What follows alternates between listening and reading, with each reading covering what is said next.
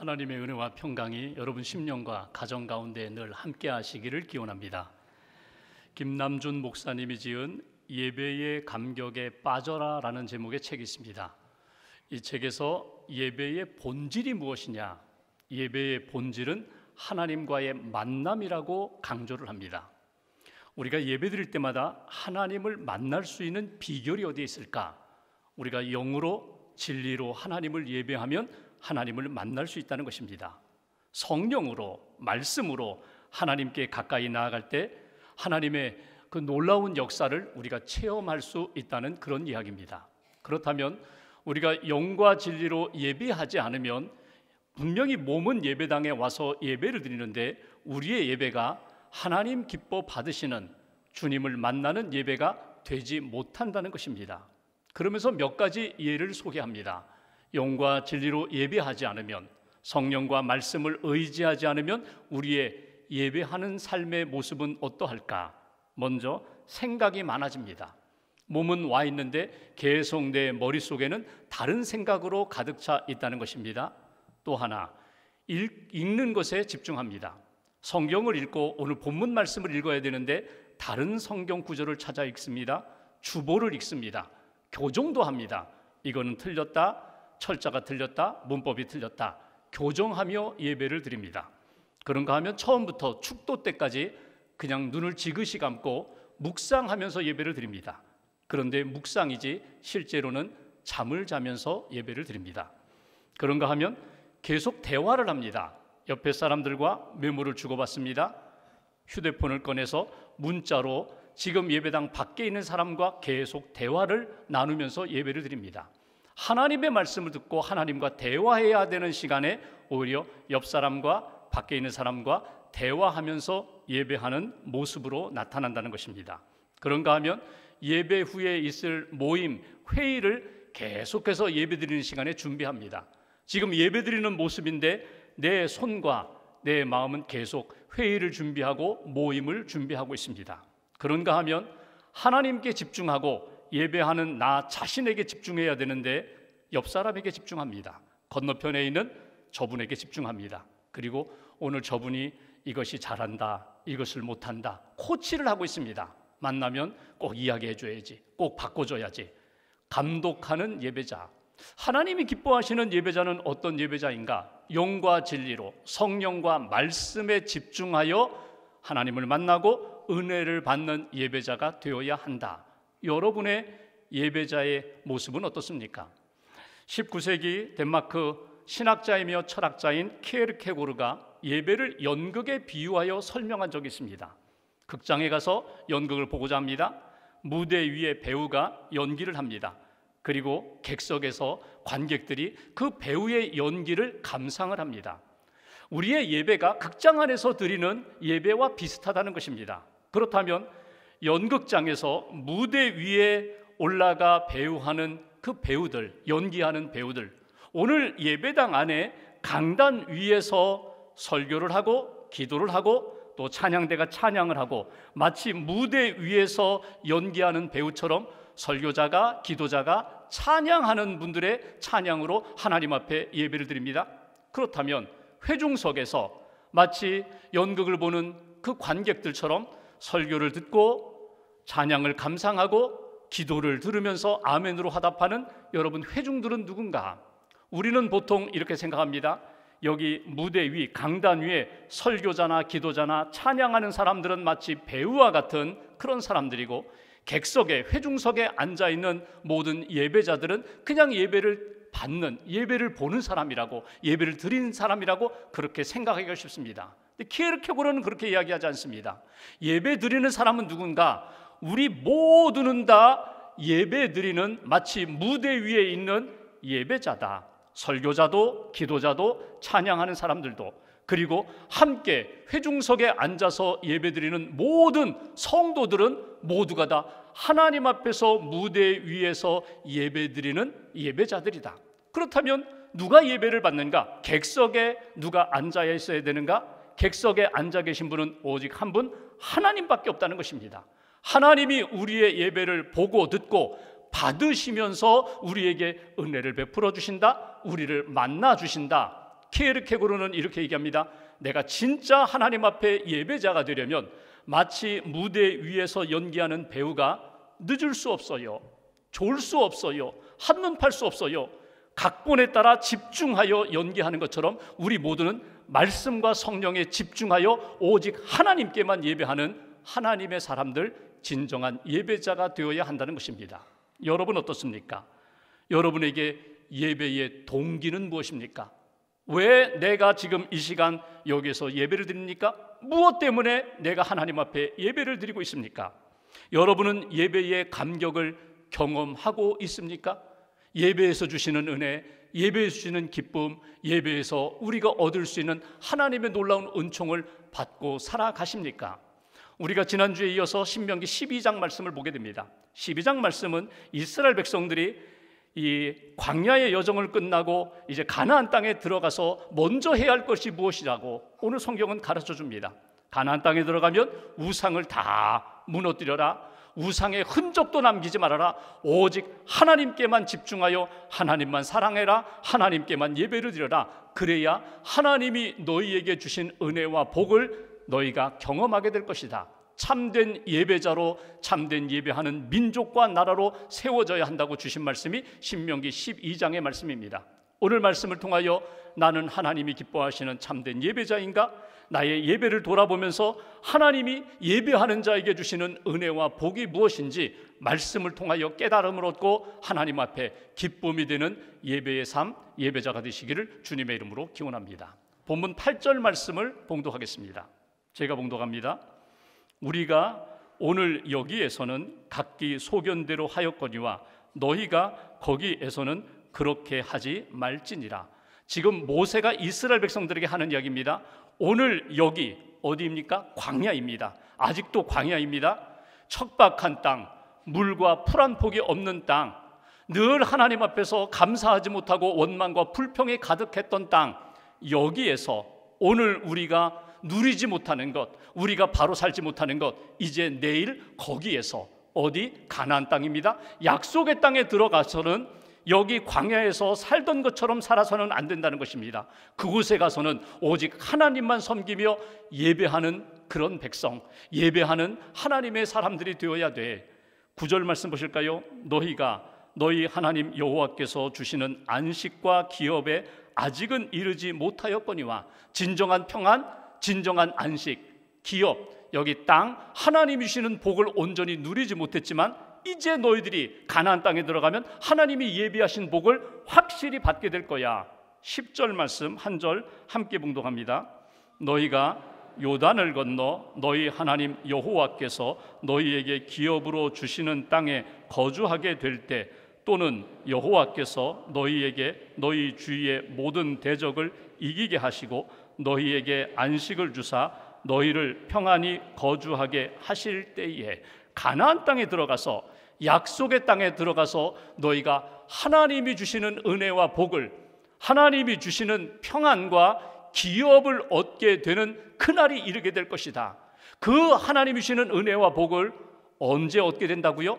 그냥 무조건 가나안 땅에 들어가면 자동으로 얻게 되는 것이 아니라 그 땅에 들어가서 진정한 예배자가 되면, 우상을 다 물리치고 온전히 하나님만 사랑하고 하나님만 믿고 믿음으로 예배하는 자가 되면 하나님이 약속하신 대로, 준비하신 대로 너희들에게 안식을 주리라, 너희에게 기업, 땅을 주리라, 하나님이 주시는 복을 얻게 되리라, 그리고 평안을 얻게 되리라. 이것이 주시는 메시지예요. 여기서 우리에게 주시는 첫 번째 메시지가 있습니다. 이스라엘 백성들이 애굽에서 나와 광야의 훈련 과정을 마치고 이제 가나안 땅에 들어가 예배자가 되면, 온전히 하나님을 예배하는 예배의 삶을 살게 되면 하나님의 평안을 받게 되리라. 그것이 오늘 첫 번째로 주시는 메시지예요. 이건 오늘 우리에게도 주시는 말씀과 다르지 않습니다. 오늘 우리가 하나님 앞에 영과 진리로 예배하면, 믿음으로 예배하면 하나님이 우리 심령 가운데, 우리 가정 가운데 하늘의 평안으로 채워주시리라. 샬롬의 평강으로 채워주시리라. 그냥 정서적인 평안함만이 아니라 관계적인 평안함, 하나님과의 관계, 사람들과의 관계 속에도 평안을 회복시켜 주시리라. 우리가 삶을 살아가는 가운데 여러 가지 갈등과 어려움이 있지만 이 모든 문제를 하나님이 해결해 주시리라. 이것이 첫 번째 주시는 메시지예요. 우리가 이미 읽은 말씀 8절을 보시면 광야에서의 그들의 삶의 모습이 어떠했다고요? 각기 소견대로, 각자가 가지고 있는 생각대로, 각자 느끼는 감정대로, 각자 하고 싶은 욕망대로, 의욕대로, 의지대로 그렇게 살아왔다면 이제 가나안 땅에 들어가 하나님을 예배하는 하나님의 사람들은 내 생각, 내 감정이 아니라 하나님의 뜻대로, 하나님이 우리에게 말씀하시고 요구하시는 대로 하나님 뜻에 맞추어 예배하는 자가 되어야 돼. 하나님의 기쁨이 되는 예배하는 자가 될 때에 우리에게 참된 평안을 안겨주신다, 이렇게 말씀하시는 내용이에요. 그럼 여기서 우리가 이렇게 생각할 수가 있습니다. 광야에서는 아무리 예배를 드려도 그런 복을 받지 못하고 가나안 땅에 들어가서야만 복을 받는구나. 그렇지 않습니다. 우리의 삶의 여정이 광야든지 가나안 땅이든지 환경이 좋지 않든지 좋든지 우리가 진정으로 영과 진리로 하나님 붙잡고 예배하는 자에게는 하나님이 예비하신 복을, 심령의 평안을 하나님이 채워주신다. 그러므로 어느 곳에 머물든지 우상은 무너뜨리고 우상은 제거하고 오직 하나님께만 집중하여 예배하는 자에게 하나님이 주시는, 오직 하나님만이 우리에게 채워주실 수 있는 영적인 복, 평강의 은혜를 누리라. 이것이 주시는 메시지예요. 여러분, 교회를 헬라어로 에클레시아라고 표현합니다. 에클레시아라는 뜻이 뭐예요? 건물이 아니에요. 조직이 아니에요. 사람들이에요. 어떤 사람들? 세상으로부터 부름받은 사람들. 이제는 세상에 속하지 않고 어둠에 속하지 않고 죄에 속하지 않고 하나님의 거룩한 자리로 나아온 사람들, 성령 의지하는 사람들, 말씀 믿고 말씀 붙잡는 사람들, 거룩한 사람들의 모임이 이게 교회거든요. 우리가 교회예요. 근데 이 교회가 하는 여러 가지 일들이 있습니다. 사역이 있어요. 그 중에 가장 대표적인 사역이 무엇입니까? 예배입니다. 여러분, 예배를 놓치면, 예배를 잃어버리면 교회가 교회됨을 잃어버려요. 나 개인이 예배가 약해지면 그때부터 믿음이 약해지기 시작해요. 두세 사람이 주님의 이름으로 모여 기도하고 찬양하고 예배하면 주님이 함께 하신다고. 그것이 교회예요. 그 사람들이 교회예요. 여러분, 교회가 하나님 앞에 모여서 열심히 예배드립니다. 열정적으로 찬양하고 기도하고 성령 의지하면서 주님께 모든 것을 맡깁니다. 그러면 우리 안에 하나님이 주시는 은혜와 평강이 넘쳐요. 세상에서 얻지 못하는 평안을 우리가 얻게 된다는 거예요. 그러면 오늘 예배하는 나의 심령을 돌아볼까요? 내 마음이 너무 어두워요. 내 마음에 계속 두 마음으로 갈등하고 있어요. 지난 한 주간 동안 너무 아픔도 있고 슬픔도 있고 너무 힘들어요. 그때 주님이 말씀하신 내용을 다시 귀 기울여 듣습니다. 수고하고 무거운 짐진 자들아 다 내게로 오라. 내가 너희를 쉬게 하리라. 주님, 저 그래서 왔어요. 주님 만나기 위하여 왔어요. 은혜 받기 위하여 왔어요. 세상에서 사람들이나 물질로는 얻을 수 없는 진짜 평안을 지금 경험하기로 합니다. 주님, 내 안에 오셔서 나를 다스려 주세요. 나를 회복시켜 주세요. 나를 평강의 사람으로 세워주세요. 이렇게 믿음으로 기도하고 예배할 때 하나님이 약속하신 대로 우리에게 평강의 은혜를 주신다는 거예요. 오늘 첫 번째로 하나님을 예배하는 자, 영과 진리로 예배하는 자에게 하나님의 평강으로 채워주신다. 이 약속의 말씀을 딱 붙잡고 예배하고 우리 안에 하나님의 평안을 받을 수 있는, 누릴 수 있는 저와 여러분들 되시기를 주님의 이름으로 기원합니다. 두 번째 11절 말씀 보실까요? 11절 한 절 함께 봉독합니다. 너희는 너희의 하나님 여호와께서 자기 이름을 두시려고 택하실 그곳으로 내가 명령하는 것을 모두 가지고 갈지니 곧 너희의 번제와 너희의 희생과 너희의 11조와 너희 손의 거제와 너희가 여호와께 서원하는 모든 아름다운 서운물을 가져가고. 아멘.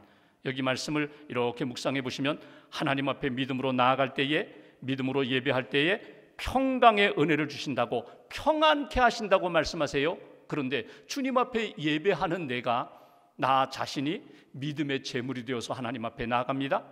하나님의 은혜를 사모하며 나아갑니다. 나아갈 때에 여기 몇 가지 내 손에, 내 마음에 품고 가져가야 할 것이 있다고 말씀하세요. 그것이 무엇입니까? 번제, 헌신의 제물이거든요. 나 자신이 번제와 같이 하나님, 나 자신을 다 드립니다. 하나님, 온전한 헌신의 제물로 나를 드립니다. 희생 제물. 죄를 대신하여 죽을 양을 가지고 가서 희생하여 그 희생제물 속죄제물로 하나님 앞에 드립니다. 11조 내게 있는 모든 것 하나님의 것입니다. 하나님이셨습니다. 믿음으로 11조를 가지고 하나님 앞에 드립니다. 거제 제물을 이렇게 들어 올리는 것처럼 나를 하나님 앞에 들어 올리는 거예요. 하나님 나 받아주세요. 붙들어 주세요. 품어주세요. 나 자신 믿음으로 하나님 앞에 이렇게 들어 올립니다.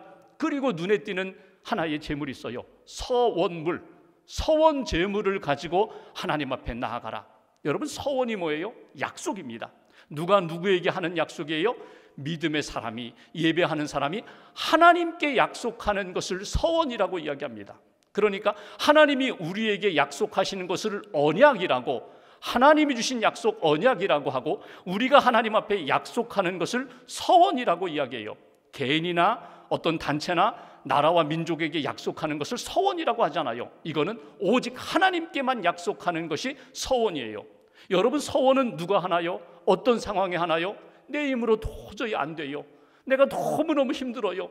빠져나갈 길이 없어요. 해결할 길이 보이잖아요. 그때 하나님 앞에, 하나님 나를 불쌍히 여겨주시고 나를 좀 건져주세요.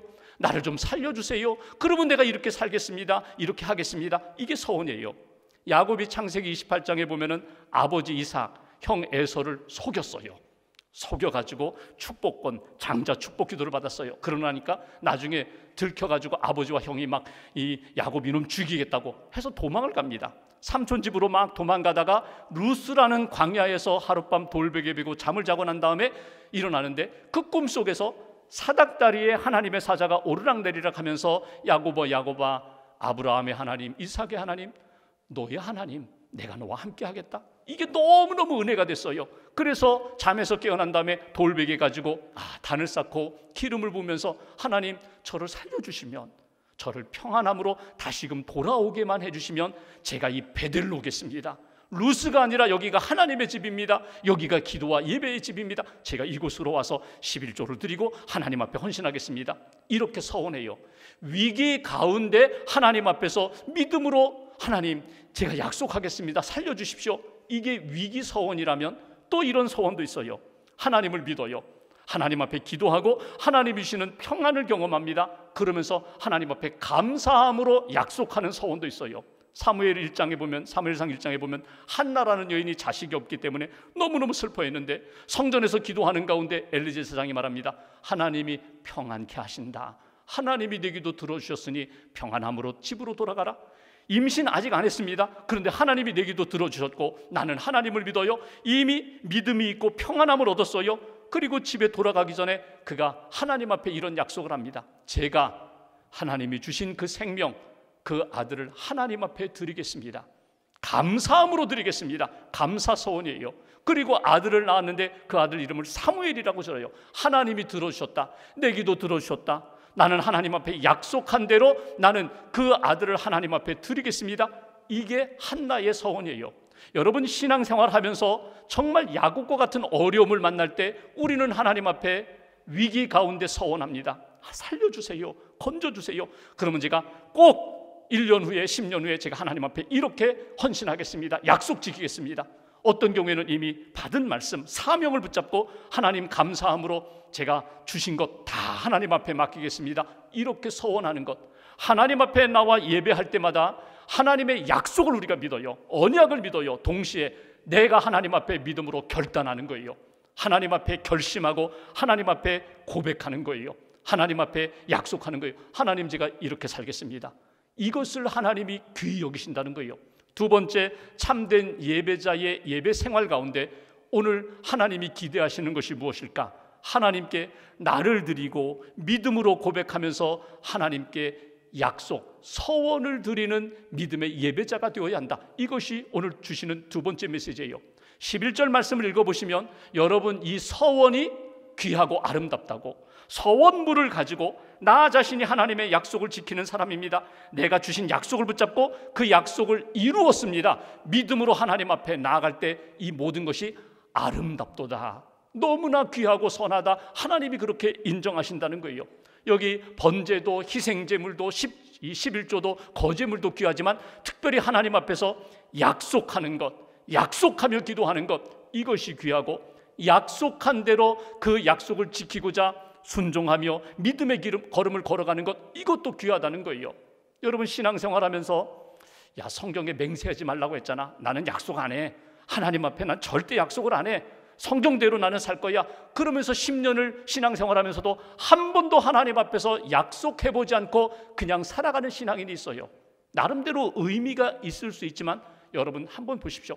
정말 하나님을 뜨겁게 체험하려면, 하나님의 능력을 경험하면서 기적을 경험하려면 여러분 하나님 앞에 믿음으로 약속하는, 서원하면서 나는 하나님의 뜻, 하나님의 영광, 하나님의 비전을 따라 내가 이렇게 살겠습니다. 여러분, 이 약속도 필요해요. 어떤 분들은요, 약속을 너무 많이 해요. 시간마다 약속해요. 어제도 서원하고 그리고 또 잊어버려요. 오늘도 또 서원하고 또 잊어버려요. 서원만 해요. 서원한 대로, 하나님께 약속하고 결심한 대로 살려는 의지는 없고 계속 하나님과 약속만 하는 그 모습도 아름다운 모습은 아니에요. 오늘 성경은 이렇게 말씀합니다.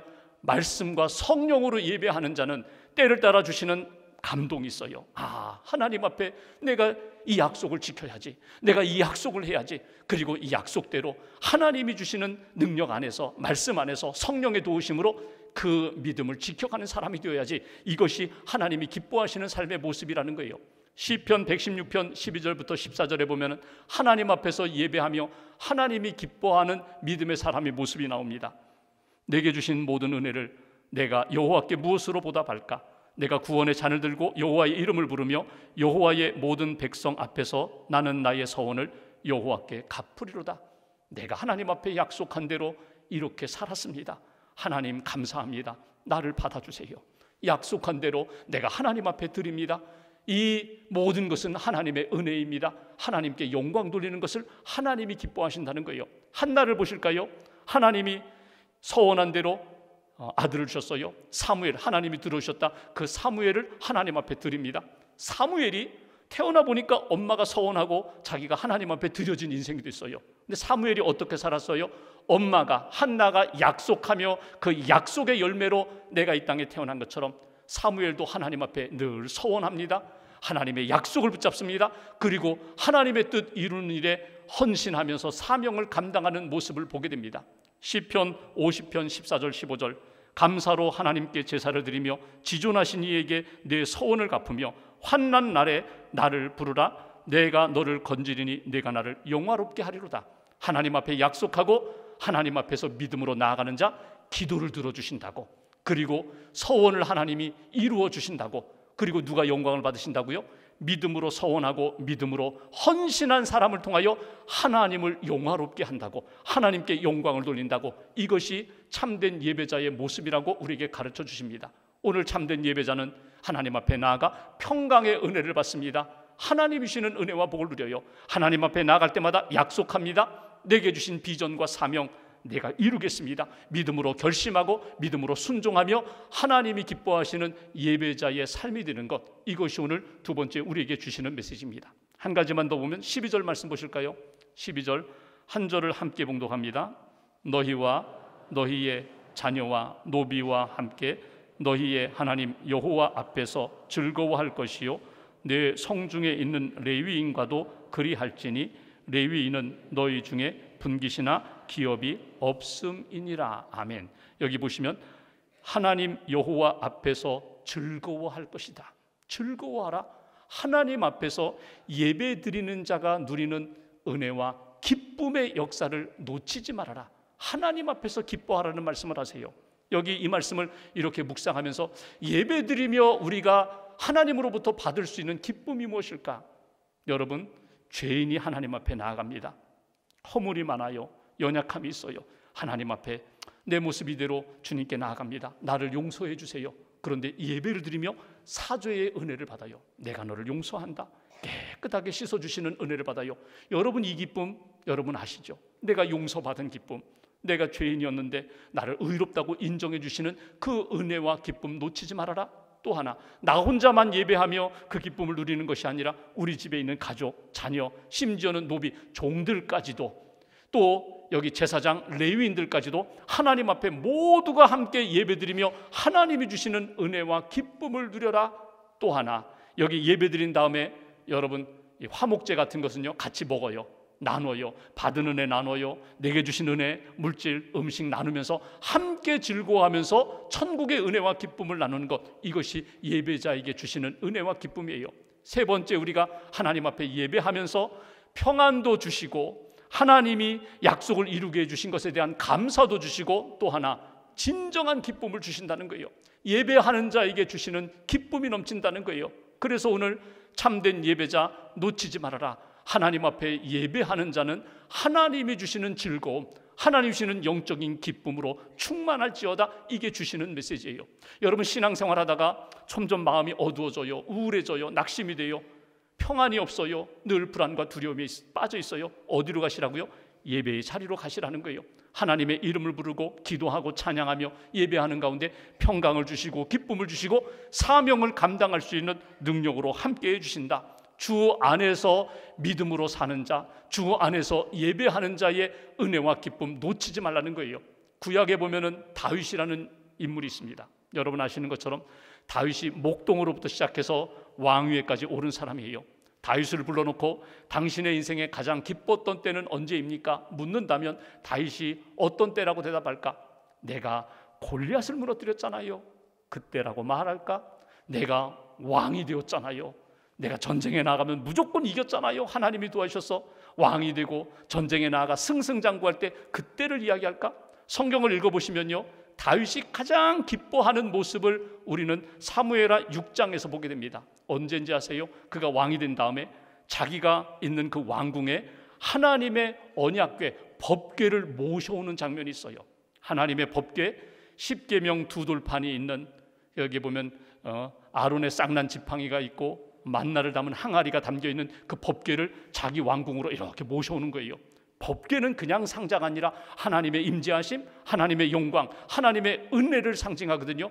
하나님을 모셔오는 시간, 이 다윗이 얼마나 기뻤는지 막 춤을 췄어요. 막 앞에서 막 춤을 추는데 자기 옷이 막 흘러내려가지고 속살이 다 보일 정도로 그렇게 막 흥분해가지고 너무 기뻐가지고 막 뛰면서 춤을 췄거든요. 저녁이 되어서 그의 아내 미갈이 말합니다. 여보, 오늘 당신 망신당했어. 당신이 속살, 옷이 흘러내려서 속살들 그 백성들 앞에, 여인들 앞에 다 보였어. 수치야. 그때 다윗이 미갈에게 무슨 이야기를 했는지 성경에 보면 사무엘하 6장 21절에 다윗이 분명히 이렇게 얘기합니다. 내가 오늘 춤춘 것은 하나님 앞에서 춤을 춘 거야. 하나님 앞에서 춤춘 것이고 나는 또다시 하나님 앞에서 뛰면서 춤을 출 거야. 너무나 기쁘다는 거예요. 하나님을 만나고 하나님을 영접하고 하나님의 임재하심 가운데 있는 그 예배의 삶이 나는 너무너무 좋다는 거예요. 여러분, 신약에 하나님 앞에 예배하며 예수님을 만난 사람들 가운데 정말 기뻐했던 사람들 많이 있어요. 그 가운데 여러분 삭개오라는 인물 아시죠? 세리장입니다. 동족의 피를 빨아먹는다고 해가지고 막 매국노 취급당하고 세금 걷는 거 문제 때문에 조롱과 비판을 받았던 삭개오가 오늘날 자기 동네 여리고에 예수님이 지나가신다고 하니까 막 달려가요. 사람이 많고 자기는 키가 작아서 예수님 볼 수 없으니까 뽕나무, 돌 감람나무에 올라갑니다. 나뭇가지에 숨어서 입사해서 몰래 예수님을 훔쳐보고 있는데 예수님이 삭개오야, 자기 이름을 불러요. 내려와. 내가 오늘 내 집에 유하여 하겠다. 내가 오늘 내 집에서 하룻밤 머물러야겠다. 너무너무 신나가지고 삭개오가 막 춤을 추면서 예수님을 영접합니다. 그리고 예수님 잘 대접한 다음에 삭개오가 이렇게 얘기합니다. 예수님, 제 소유의 절반을 잘라 가난한 자들에게 주겠습니다. 다른 사람을 속여 빼앗은 일이 있다면 다 속여 빼앗은 거예요. 세금을 많이 매긴 거예요. 4배를 갚아주겠습니다. 이제는 자기가 가지고 있는 것 다 나누어주고 베풀고 저는 주님 한 분이면 됩니다. 이게 삭개오의 기쁨이에요. 여러분, 우리가 신앙생활하면서 예배드리면서 다윗의 기쁨이 내 안에 있는가? 삭개오의 기쁨이 내 안에 아직도 살아있는가? 여러분, 예배자는 이 기쁨과 이 은혜와 이 평강으로 사는 인생이다. 미국의 동부에서 목회했던 AJ 골든이라는 목사님이 계세요. 토요일 저녁에 설교 준비하다가 너무 피곤해가지고 그냥 책상에서 잠깐 잠들었어요. 꿈속에서 주일날 이렇게 설교하는 장면 꿈을 꾸는데 회중석에 한 30대 남자분이 중간에 앉아 있어요. 처음 보는 사람이에요. 설교에 집중해요. 저 사람이 누굴까? 예배 끝나고 내가 한번 만나봐야지. 예배가 끝났어요. 성도들이 다 돌아가는데 악수하며 가는데 그 남자가 보이잖아요. 안내위원들에게 묻습니다. 오늘 거기 예배 회중석 중간에 앉았던 30대 남자분 보셨느냐고, 누군지 아느냐고. 그랬더니 안내위원이 목사님에게 이야기합니다. 목사님, 그분을 모르세요? 모르겠다고. 누군지 난 처음 봤다고. 그분 예수님이시잖아요. 예수님이시잖아요. 깜짝 놀라가지고 꿈에서 깼어요. 그리고 설교 준비를 마무리합니다. 그래, 예수님이 오시는데, 예수님을 만나는데, 예수님께 예배하는데 설교를 고칩니다. 예배를 다시금 주님 만나는 예배로 다시금 바꾸게 됩니다. 은혜가, 예수님이 여기 계시는데 지금 우리가 예배하는 이 시간 영으로 계신 하나님, 영으로 오신 예수님이 함께 계세요. 예수님이 계신데 내가 하나님 앞에 어떻게 예배드려야 할까? 어떤 자세로 예배를 드려야 할까? 세상을 본받지 말고 말씀 붙잡아라. 성령 의지하라. 오직 예수님께 집중해라. 하나님께 예배드리는 거야. 하나님을 예배하면 내게 평안도 주시고 기쁨도 주시고 사명, 내가 하나님 앞에 이렇게 살겠습니다, 결심한 것도 이루게 해주시는 하나님의 능력, 하나님의 은혜를 체험하게 된다. 이것이 오늘 우리에게 주시는 메시지입니다. 광야에 있든지 가나안 땅에 있든지 하나님 앞에 참된 예배자가 되어야 돼. 주시는 말씀을 꼭 붙잡으시고 한 주간 예배로 승리하는 저와 여러분들 되시기를 주님의 이름으로 기원합니다. 기도하겠습니다.